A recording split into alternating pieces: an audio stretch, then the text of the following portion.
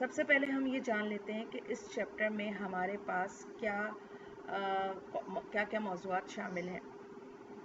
तो ये चैप्टर 3 हिस्सों पर मुश्तमिल है। पहला बेसिक कॉन्सेप्ट्स, दूसरा लॉज ऑफ कॉम्बिनेशन एंड तीसरे हिस्से में हम रिएक्शंस की फ़िलासफ़ी को स्टडी करेंगे, जिसमें हम reactants and products, chemical reactions and it's type. ये वीडियो इन तमाम टॉपिक पर मुश्तमिल है। तो हमारे पास सबसे पहली डेफिनेशन है, वो है केमिस्ट्री की। केमिस्ट्री की तारीफ हम इस तरह करते हैं कि केमिस्ट्री साइंस की वो ब्रांच है जिसमें हम उन चीज़ों को पढ़ते हैं जिनसे मैटर कंपोज हुआ है, यानी न्यूक्लियस और न्यूक्लियस के बाहर मौजूद इलेक्ट्रॉन्स, न्यूक्लियस और इलेक्ट्रॉन के बिहेवियर और या उनकी तब्दीलियों को, the investigation of their properties and reaction, और मैटर के जो प्रॉपर्टीज़ हैं और उनके जो रिएक्शंस हैं। जब प्रॉपर्टीज़ की हम बात करते हैं तो प्रॉपर्टीज़ हमारे पास दो तरह की होती है मैटर की, एक फिज़िकल प्रॉपर्टीज़ होती हैं और केमिकल प्रॉपर्टीज़ होती हैं।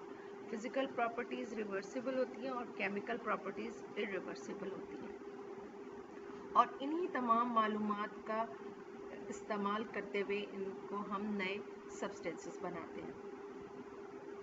अब जाने से पहले मैं आपको एक एग्जांपल दे दूँगी कि फ़र्ज़ करें हमारे पास 3 दीवारें मौजूद हैं, एक गोल्ड की है, दूसरी कॉपर की और तीसरी सिल्वर की।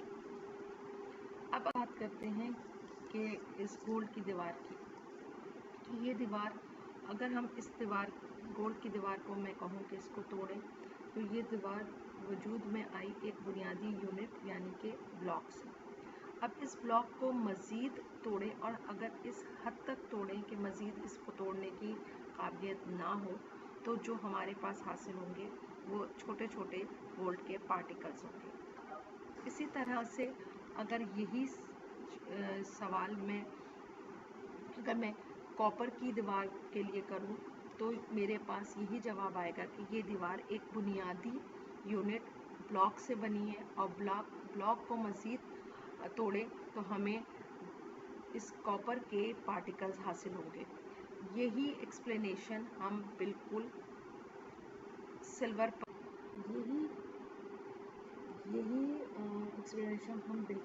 पर मुंतकिल कर सकते हैं कि सिल्वर के साथ भी यही मामला हुआ होगा कि इसका बुनियादी यूनिट भी एक ब्लॉक होगा, और उसको ब्लॉक को मज़ीद तोड़ेंगे तो हमारे पास सिल्वर के भी छोटे छोटे पार्टिकल्स हासिल होंगे। कहने का मकसद ये है कि हमने ये बात जानी कि कोई भी मटीरियल हमारे सामने मौजूद है, हम उसको देख रहे हैं, तो इस वजह से हमारे सामने है कि वो कुछ छोटे छोटे पार्टिकल से मिलकर वजूद में आया। जो हमारे पास डेफिनेशन है वो है एटम की। एटम की जब हम बात करते हैं तो एटम एलिमेंट का सबसे छोटा ज़रा जो है उसे एटम कहते हैं। अब ये इस कदर छोटा होता है कि ये फ्री स्टेट में एग्जिस्ट नहीं करता, और ये किसी भी केमिकल रिएक्शन का हिस्सा बन जाता है। इसका जो थर्ड पॉइंट है वो है it is unstable and neutral. जब हम न्यूट्रल की बात करते हैं तो न्यूट्रल से मीन्स कि एटम किसी भी एटम में जितने पॉजिटिव चार्ज होते हैं उतने ही उसके अंदर नेगेटिव चार्ज होते हैं, और क्योंकि नेगेटिव और पॉजिटिव चार्ज इक्वल होते हैं तो इस तरह से वो न्यूट्रल होता है। और अनस्टेबल क्योंकि ये फ्री स्टेट में एग्जिस्ट नहीं करता, तो इसी वजह से ये किसी भी केमिकल रिएक्शन का हिस्सा बन जाता है, तो ये अनस्टेबल होता है। फिर आगे ये बात होती है कि atoms of one element is differ from elements of other elements. जैसे गोल्ड के जो एटम्स होंगे वो सिल्वर के एटम्स से डिफरेंट होंगे, और इसी तरह से सिल्वर के एटम्स जो हैं वो कॉपर के एटम से डिफरेंट होंगे। तो ये जो डिफरेंट एलिमेंट्स हैं like copper, silver and gold, तो इन सब के जो एटम्स हैं वो एक दूसरे से डिफरेंट होंगे। अब आ जाती है बात एलिमेंट की। तो जब एलिमेंट की बात हम एलिमेंट को डिफाइन करते हैं, तो एलिमेंट जो है वो किसी भी मैटर की सिंपलेस्ट फॉर्म है, यानी कि उसको मज़ीद उस और ज़्यादा उसको सिंपल फॉर्म में कन्वर्ट नहीं किया जा सकता।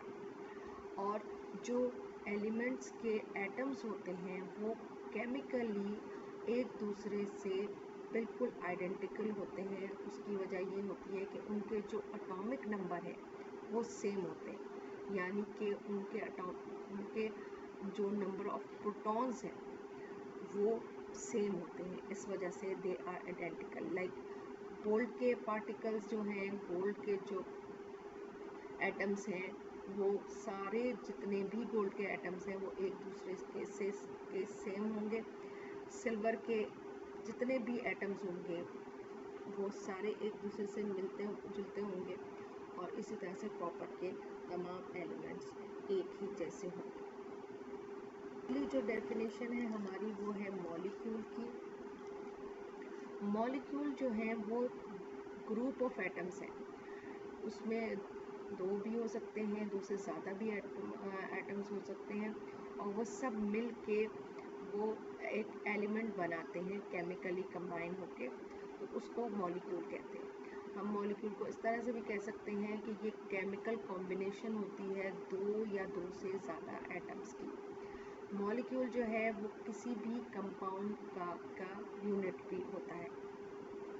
जो एलिमेंट्स हैं वो अगर, अब इसको हम इस तरह से बता सकते हैं कि अगर एटम्स जो हैं वो एक ही एलिमेंट के हैं तो उनको हम मॉलिक्यूल ऑफ एन एलिमेंट भी कह सकते हैं, सिंपल मॉलिक्यूल भी कहते हैं, और होमोन्यूक्लियाई भी कहते हैं। इसकी एग्जांपल हम इस तरह से लेते हैं कि अगर ये हाइड्रोजन है, दो हाइड्रोजन के एटम्स मिलके H2 बनाते हैं। इसी तरह से दो ऑक्सीजन के एटम्स मिलके O2 बना रहे हैं, और इसी तरह से नाइट्रोजन के दो एटम मिलके N2 बना रहे हैं। तो ये दोनों जो एटम्स हैं वो सेम एलिमेंट के हैं।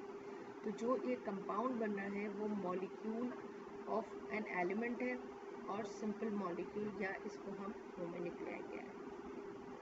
इसी की दूसरी एग्जांपल ये है कि जब हम एटम्स डिफरेंट एलिमेंट्स ले रहे हैं तो उसको जो बन रहा है मॉलिक्यूल, यानी कि डिफरेंट एटम्स एलिमेंट्स के, तो जो कंपाउंड बन रहा है वो मॉलिक्यूल ऑफ अ कंपाउंड है, और उसको हम हेटेरोन्यूक्लियाई भी कहते हैं। इसकी एग्जांपल हम इस तरह से लेते हैं, जैसे वाटर मॉलिक्यूल है। वाटर मॉलिक्यूल में हमारे पास दो हाइड्रोजन के एटम्स होते हैं और एक ऑक्सीजन का, तो इस तरह से बनता है H2O। इसी तरह से हमारे पास मीथेन गैस आती है, तो मीथेन में हमारे पास 4 हाइड्रोजन एटम्स होते हैं और एक कार्बन एटम, तो ये हमारे पास मॉलिक्यूल ऑफ अ कंपाउंड है। और इसकी तीसरी एग्जांपल हमारे पास कार्बन डाइऑक्साइड है, जिसमें हमारे पास 2 ऑक्सीजन के एटम्स होते हैं और एक कार्बन का एटम होता है, और ये मिलके हमारे पास मॉलिक्यूल ऑफ अ कंपाउंड बनाता है CO2। इसमें हमने देखा कि हमारे पास 2 डिफरेंट एलिमेंट्स के एटम्स मौजूद थे जो कि एक मॉलिक्यूल बना रहे हैं। सामने एक सोडियम का एटम मौजूद है और उसके इर्द गिर्द रिंग्स बने हुए हैं, और इन रिंग्स में कुछ पार्टिकल्स मौजूद हैं। इन पार्टिकल्स को हम इलेक्ट्रॉन्स कहते हैं। एक एटम के इर्द गिर्द रिंग्स में मौजूद जो पार्टिकल हैं उनको इलेक्ट्रॉन कहा जाता है, जो कि रोटेट कर रहे हैं और उनके सेंट्रल पार्ट के इर्द गिर्द घूम रहे हैं। तो ये आप लोगों के लिए अभी फ़िलहाल इतना ही समझना काफ़ी है कि ये एटम के इर्द गिर्द जो पार्टिकल्स घूम रहे हैं उन्हें इलेक्ट्रॉन कहा जाता है। अब बस जो डेफिनेशन है वो है आयन की। आयन को हम इस 2 तरीके से बयान कर सकते हैं कि या तो आयन जब बनते हैं जब इलेक्ट्रॉन्स एटम के ऊपर आए, या इलेक्ट्रॉन जो है एटम पे से चला जाए किसी भी केमिकल रिएक्शन में, तो उन एटम पे या तो पॉजिटिव चार्ज आ जाता है या नेगेटिव चार्ज आ जाता है। और इसको हम दूसरी इस तरह से भी कह सकते हैं कि आयन जो होता है वो एटम होता है या मॉलिक्यूल होता है जिसके ऊपर पॉजिटिव चार्ज होता है या नेगेटिव चार्ज होता है, कि इलेक्ट्रॉन के गेन, इलेक्ट्रॉन को हासिल करने और इलेक्ट्रॉन को लूज करने की वजह से। अब अब अगली डेफिनेशन हमारे पास है cation. Cation means positive ion.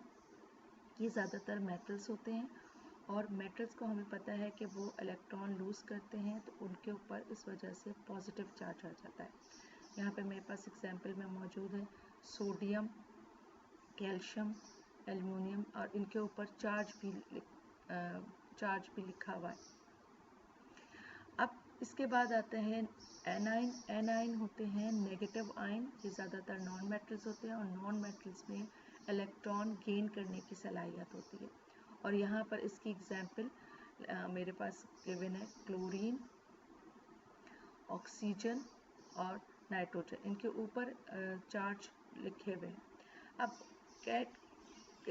Cation यानी पॉजिटिव चार्ज कैसे आता है और नेगेटिव चार्ज कैसे आता है। यहाँ पिक्चर बनी हुई है कि सोडियम है जो कि जिसके ऊपर पॉजिटिव आयन होता है, इसके आउटर शेल में यानी कि इसमें जो नंबर ऑफ इलेक्ट्रॉन्स हैं वो जितने नंबर ऑफ प्रोटॉन्स होते हैं उतने ही होते हैं, लेकिन क्योंकि ये एक इलेक्ट्रॉन लूज़ कर देता है तो इसके अंदर जो नंबर ऑफ इलेक्ट्रॉन्स हैं वो नंबर ऑफ प्रोटॉन से कम हो जाते हैं। जब कम हो जाते हैं तो क्योंकि प्रोटॉन पॉजिटिव चार्ज होता है तो उसका चार्ज पॉजिटिव चार्ज होने की वजह से वो इसके ऊपर पॉजिटिव चार्ज आ जाता है। इसी तरह से क्लोरीन है। क्लोरीन में number of electron number of proton से ज़्यादा होते हैं, तो जब वो एक नंबर ऑफ प्रोटॉन्स और नंबर ऑफ इलेक्ट्रॉन सेम होते हैं, लेकिन जब वो एक इलेक्ट्रॉन मज़ीद गेन कर लेते हैं तो number of electron number of proton से ज़्यादा हो जाते हैं, जिसके नतीजे में इनके ऊपर नेगेटिव चार्ज आ जाता है। यहाँ पे आपको ये पिक्चर में नज़र आ रहा है कि सोडियम में 11 प्रोटॉन्स हैं और इसके इलेक्ट्रॉन्स भी 11 ही हैं, लेकिन जब एक इलेक्ट्रॉन लूज़ हो गया तो इसके number of electrons number of protons से कम हो गए, तो इसलिए इसके ऊपर पॉजिटिव चार्ज आ गया। इसी तरह से क्लोरीन में नंबर ऑफ प्रोटॉन्स 17 थे और नंबर ऑफ इलेक्ट्रॉन भी 17 थे, लेकिन जब उन्होंने एक इलेक्ट्रॉन सोडियम से गेन कर लिया तो इसके पास number of electron number of proton से ज़्यादा हो गए, इस वजह से इसके ऊपर नेगेटिव चार्ज आ गया। बस जो डेफिनेशन है वो रेडिकल की है। ये एक बहुत इम्पोर्टेंट टॉपिक है। रेडिकल को जब हम बयान करते हैं तो हम कह सकते हैं कि ये या तो एक एटम हो सकता है या ग्रुप ऑफ एटम हो सकता है जिसमें एक या एक से ज़्यादा अनपेयर्ड इलेक्ट्रॉन रह जाए और इसके नतीजे में ये हाईली केमिकली रिएक्टिव होते हैं। इसकी एग्जांपल हमारे पास यहाँ के बने NH4, NO3 एसेट्रा और इसके ऊपर चार्ज भी मौजूद है।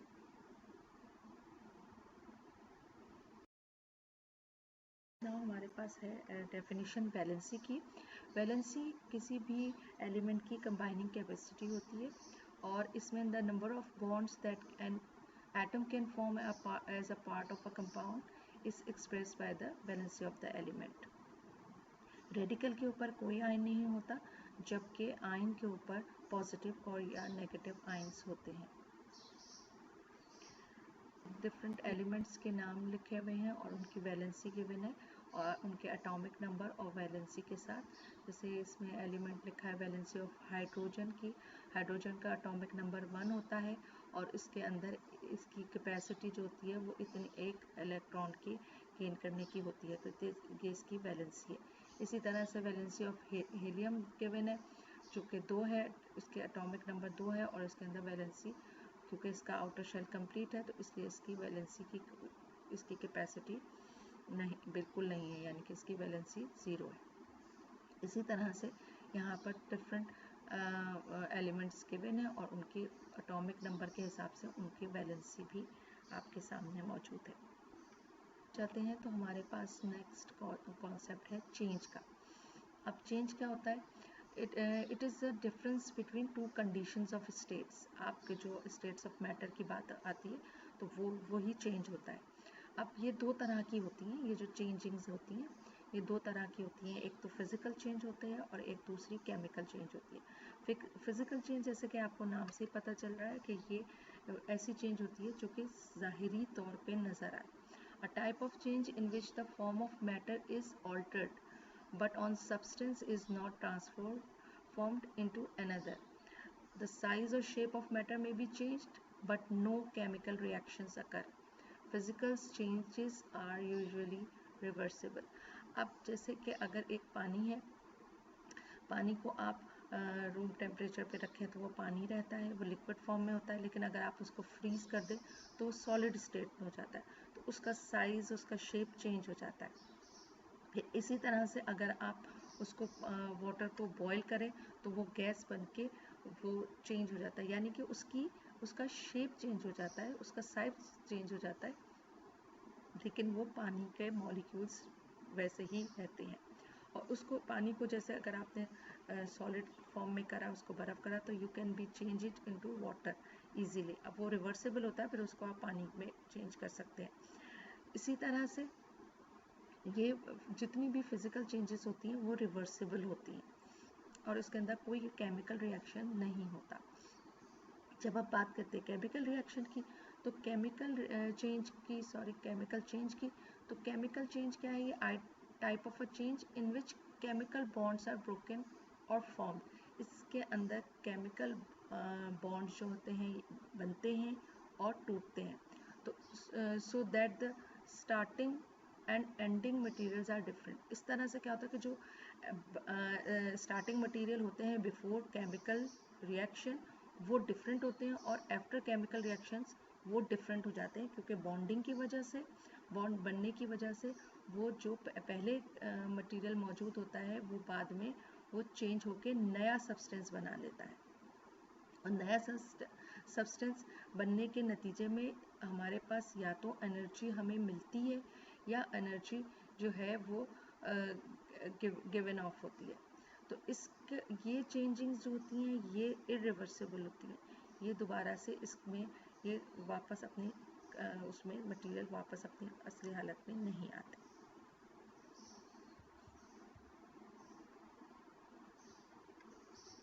जो डेफिनेशन है वो एटॉमिक नंबर की है। एटॉमिक नंबर को हम इस तरह से बयान कर सकते हैं कि ये नंबर ऑफ इलेक्ट्रॉन प्रेजेंट, किसी भी एटम में जो नंबर ऑफ इलेक्ट्रॉन मौजूद होते हैं वो उसका एटॉमिक नंबर होता है। किसी भी एलिमेंट के जो आउटर शेल में, जो कि आपको मैंने एक सोडियम एटम दिखाया था, तो उसके इर्द गिर्द जो रिंग्स बने हुए थे और उसके अंदर जो इलेक्ट्रॉन्स, जो पार्टिकल्स मौजूद थे वो इलेक्ट्रॉन्स थे, तो वो जो उनकी तादाद है that is the atomic number. इसको हम Z से डिनोट करते हैं और यहाँ पर मैंने कुछ एग्जांपल्स दी हुई हैं कि हाइड्रोजन का एटॉमिक नंबर 1 है, कार्बन का 6 है, नाइट्रोजन का 7, ऑक्सीजन का 8 और सोडियम का 11 है। अब ये जो एटॉमिक नंबर है ये अगर कोई भी एलिमेंट स्टेबल होता है तो उसमें के जो नंबर ऑफ़ इलेक्ट्रॉन्स हैं वो उतने ही होते हैं जितने नंबर ऑफ़ प्रोटॉन्स होते हैं। और जैसा कि आपको पता है कि नंबर ऑफ़ प्रोटॉन्स पे पॉजिटिव चार्ज होता है और इलेक्ट्रॉन पे नेगेटिव चार्ज होता है। तो इसलिए इस तरह से क्या होता है कि जो भी एलिमेंट स्टेबल होगा या न्यूट्रल होगा तो उसके नंबर ऑफ़ प्रोटॉन्स और नंबर ऑफ़ इलेक्ट्रॉन्स आपस में इक्वल होंगे। इसके बाद हमारे पास जो डेफिनेशन है वो एटॉमिक मास की है। एटॉमिक मास को हम इस तरह से डिफाइन करेंगे कि ये किसी भी एलिमेंट का मास होता है, उसके एक एटम का मास को अगर हम कंपेयर करें कार्बन 12 के एक एटम के मास से, तो वो उससे जो हमें रिलेशन मिलेगा, हासिल होगा, वो उसका एटॉमिक मास होता है। इसको हम A से डिनोट करते हैं और इसकी यूनिट AMU होती है, यानी एटॉमिक मास यूनिट। यहाँ पे कुछ एग्जांपल्स गिवन है हाइड्रोजन की, कार्बन की और नाइट्रोजन की। इसके बाद नेक्स्ट टॉपिक हमारा आ जाता है वो है gram atomic mass. Gram atomic mass को हम इस तरह से एक्सप्रेस कर सकते हैं कि ये एटॉमिक मास होता है किसी भी एलिमेंट का, अगर उसको हम रिप्लेस कर दें AMU की जगह ग्राम में, तो वो हमारा ग्राम एटॉमिक मास हो जाता है। यानी कि इसको हम AMU से एक्सप्रेस ना करें बल्कि हम इसको करें। इसके बाद हमारे पास आ जाता है मास नंबर। मास नंबर हमारा जो है वो होता है, ये पूरा सम ऑफ नंबर ऑफ न्यूट्रॉन्स और एंड प्रोटॉन्स, जैसा कि आपको मालूम है कि नंबर न्यूट्रॉन और प्रोटॉन किसी भी एलिमेंट के, किसी भी एटम के न्यूक्लियस में मौजूद होते हैं, तो उन number of electron, number of neutron और नंबर ऑफ प्रोटॉन्स को अगर हम सम कर दें, जमा कर दें, तो वो उसका मास नंबर बन जाता है। इसको हम ए से डिनोट करते हैं और इसकी यूनिट भी AMU होती है, यानी एटॉमिक मास यूनिट। यहाँ पर आपको कुछ एग्जांपल्स गिवन है, हाइड्रोजन, कार्बन और नाइट्रोजन और ऑक्सीजन के। हमारे पास जो कॉन्सेप्ट है वो है understanding the element from periodic table. अब पीरियोडिक टेबल में जिस तरह से आपके एटॉमिक सिंबल मौजूद होते हैं, जिस तरह से एलिमेंट लिखा होता है, उसको समझने के लिए आपको पास ये सिंबल नज़र आ रहा होगा, एटॉमिक सिंबल है, जो कि X जो लिखा हुआ है ये किसी भी एलिमेंट का नाम है। उसके ऊपर जो A है, A मास नंबर है। मास नंबर से आप समझ सकते हैं कि ये नंबर ऑफ प्रोटॉन्स और नंबर ऑफ न्यूट्रॉन्स का सम है, सम अप होता है। और जो Z है वो एटॉमिक नंबर है, यानी कि कितने नंबर ऑफ प्रोटॉन्स या इलेक्ट्रॉन्स जो उसके आउटर शेल में मौजूद है वो है, उसका एटॉमिक नंबर होता है। अब इसके बाद आपके पास नेक्स्ट आता है फॉर्मूला मास। अब फॉर्मूला मास आपका सम ऑफ एटॉमिक मासेस है, यानी कि आप जितने भी एटॉमिक मासेस को अगर कोई आपके पास फॉर्मूला गिवन है, तो उसके जितने भी एटम्स उसके अंदर मौजूद हैं, उनके सारे एटम के एटॉमिक मासेस को आप प्लस कर दें तो उसका फॉर्मूला मास बन जाएगा। फॉर्मूला मास को हम आयोनिक कंपाउंड से रेफर करते हैं और इसकी एग्जांपल है सोडियम क्लोराइड, पोटेशियम हाइड्रोक्साइड और मैग्नीशियम कार्बोनेट। इसके बाद आपके आ जाता है मॉलिक्यूलर मास। मॉलिक्यूलर मास को समझने के लिए भी वही है कि the sum of atomic masses of all the atoms present in a molecule. किसी भी मॉलिक्यूल्स में जितने भी एटम्स मौजूद हैं, उनके सबके एटॉमिक मास को सम कर लेंगे तो वो उसका मॉलिक्यूलर मास बन जाता है। It is the mass of molecule and it is refer to covalent compounds. ये मास ऑफ मॉलिक्यूल होता है और इसको हम कोवैलेंट कंपाउंड से रेफर करते हैं। इसकी एग्जांपल्स भी गिवन है। इसी तरह से तीसरा कॉन्सेप्ट हमारा ग्राम मॉलिक्यूलर मास है। ग्राम मॉलिक्यूलर मास को जब हम डिफाइन करते हैं तो ये कोई भी मॉलिक्यूलर मास, किसी भी कंपाउंड का जो मॉलिक्यूलर मास है, उसको अगर हम AMU की जगह ग्राम में उसको एक्सप्रेस करें तो वो उसका ग्राम मॉलिक्यूलर मास है। यानी कि यहाँ पे आपने देखा ऊपर मॉलिक्यूलर मास में AMU यूनिट लिखी हुई है, लेकिन यहाँ पे ग्राम में उसको ग्राम से डिनोट किया हुआ है। तो जब किसी भी मॉलिक्यूलर मास को हम एक ग्राम में एक्सप्रेस करें तो वो उसका ग्राम मॉलिक्यूलर मास होता है। डेफिनेशन है वो एम्पिरिकल फार्मूला और मॉलिक्यूलर फार्मूला की। अब empirical formula indicates the simplest relative ratio of different atoms of elements present in a molecule of a compound, और जो molecular formula है वो actual number of atoms of each element present in a molecule of a compound है। इसको हम इस तरह से इस चार्ट की मदद से समझ सकते हैं, जैसे कि इसमें बेंजीन की एग्जांपल दी हुई है। बेंजीन में आपके C6H6 यानी कि जितने नंबर ऑफ कार्बन मौजूद है उतने ही नंबर ऑफ हाइड्रोजन मौजूद है। लेकिन जब ये इसका मॉलिक्यूलर फार्मूला है, लेकिन जब हम इसका एम्पिरिकल फार्मूला में इसको एक्सप्रेस करेंगे तो इसको हम सिंपली CH से रिप्रेजेंट करेंगे। इसी तरह से एसिटिलाइन है, उसमें आपका C2H2 है, लेकिन यानी कि जितने नंबर ऑफ कार्बन है उतने ही नंबर ऑफ हाइड्रोजन है इसके मॉलिक्यूलर फार्मूले में, लेकिन जब इसका एम्पिरिकल फार्मूला लेंगे तो वो C और H होगा। इसी तरह से ग्लूकोज का आपका C6H12O6 है और उसका एम्पिरिकल फार्मूला CH2 और O है। यानी कि इसमें आपको समझ में आ रहा है कि इसमें सारे आपके जो एक्चुअल नंबर जितने मौजूद हैं, नंबर ऑफ कार्बन और हाइड्रोजन जितने मौजूद हैं, वो मॉलिक्यूलर फार्मूले में लिखे हुए हैं, जबकि एम्पिरिकल फार्मूले में सिर्फ उनके जो मॉलिक्यूल्स मौजूद हैं, जो नंबर ऑफ एटम्स हैं, वो ही मेंशन है।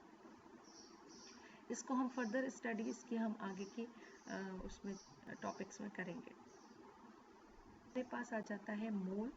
मोल किसी भी एटम का अगर किसी भी एटम के एटॉमिक मास को, उसके फॉर्मूला मास को और अगर हम उसको ग्राम में एक्सप्रेस करें इंस्टेड ऑफ AMU के, तो वो उसका मोल कहलाता है। इसको हम N से डिनोट करते हैं और इसकी यूनिट होती है मोल, MOL। मैथमेटिकली मोल को हम इस तरह से शो कर सकते हैं कि ये किसी भी सब्सटेंस का जो गिवन मास होता है सब्सटेंस का, उसको अगर हम डिवाइड करते हैं उसके एटॉमिक और मॉलिक्यूलर मास से, तो हमें पास नंबर ऑफ मोल्स आ जाते हैं। जैसे कि इसकी एग्जांपल्स गिवन है, atomic mass of hydrogen 1 AMU atomic mass of hydrogen जो है वो इज इक्वल्स टू है 1 ग्राम के, यानी कि 1 मोल ऑफ हाइड्रोजन के। एटॉमिक मास ऑफ ऑक्सीजन 16 है, 16 AMU है, यानी कि वो 16 ग्राम है, उसको हम 16 ग्राम में रिप्रेजेंट करेंगे तो वो 1 मोल ऑफ ऑक्सीजन है। इसी तरह से मॉलिक्यूलर मास ऑफ वाटर है, वो 18 AMU है, यानी 18 ग्राम है, और उसको हम एक्सप्रेस करते हैं 1 मोल ऑफ वाटर के। हमारे पास मोलर मास आ जाता है। मोलर मास को समझने के लिए हमारे पास बहुत आसान है कि मोलर मास जो है वो जितना भी the mass of 1 mole of any substance is called molar mass. किसी भी सब्सटेंस का जो 1 मोल का मास है वो उसका मोलर मास होता है।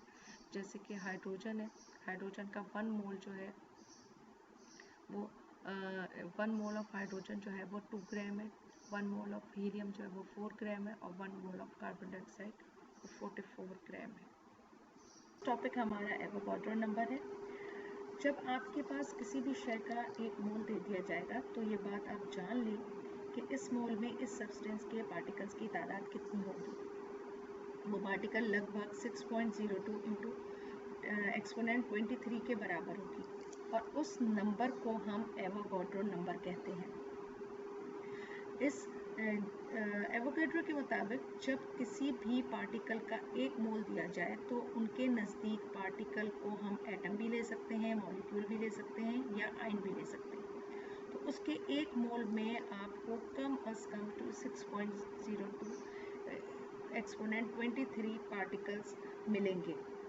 तो इसको हम रिप्रेजेंट करते हैं Na से, जो कि एवोगाड्रो नंबर है, और इसको मैथमेटिकली हम इस तरह से दिखा सकते हैं कि नंबर ऑफ पार्टिकल्स बराबर होते हैं mass of substance into Avogadro number, जो डिवाइड होगा या तो एटॉमिक मास से या मॉलिक्यूलर मास से।